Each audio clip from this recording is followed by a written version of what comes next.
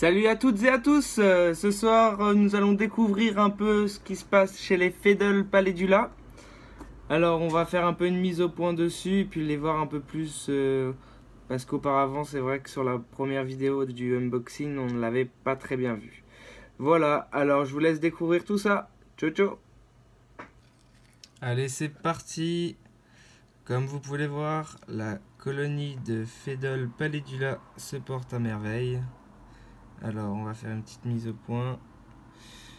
Elles sont pas trop nions quoi. Alors comme vous pouvez remarquer, elles sont de assez petite taille. Voilà, je m'attendais pas aussi petit. C'est remarquablement surprenant.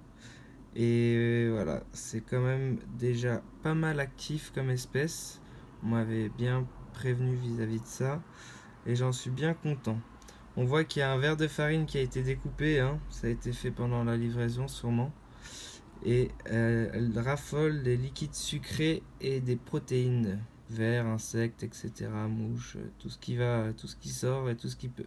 Par contre, bien sûr, il faut bien stériliser tous les animaux pris de l'extérieur pour les pesticides, hein, et vous les stérilisez 72 heures au congélateur et ça suffira pour pas ramener de bactéries ou de pesticides dans votre colonie.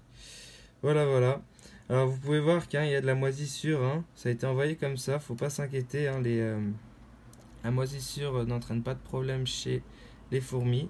En tout cas, ce que j'ai pu voir en vidéo et puis me renseigner sur quelques forums, hein, il n'y a pas de problème vis-à-vis de ça. Alors maintenant, j'ai un petit doute parce que j'ai commandé un petit building pour cette espèce.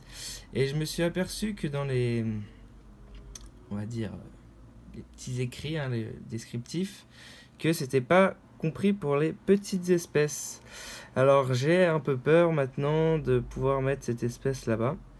Et je pense pouvoir peut-être la mettre ici, dans la colonie des Messor Barbarus, que j'aurais déménagé bien sûr dans l'autre colonie que j'aurai.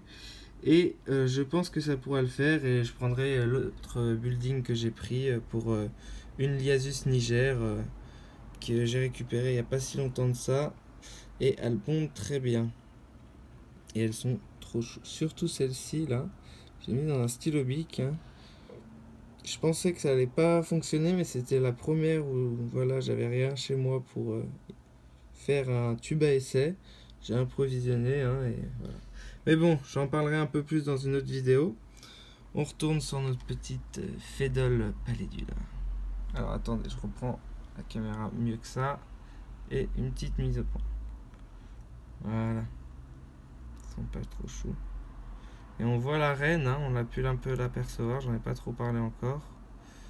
Elle se cache là-bas au fond. On va pas trop les exciter, hein, parce qu'elles ont fait un voyage. Voilà, ça fait à peu près maintenant 2 jours que je l'ai. Et je vais les laisser se reposer. Voilà, et ben je vous salue à toutes et à toutes. Et puis je vous laisse mettre un petit pouce bleu ou laisser un petit commentaire. Et je vous dis une bonne soirée. Ciao ciao.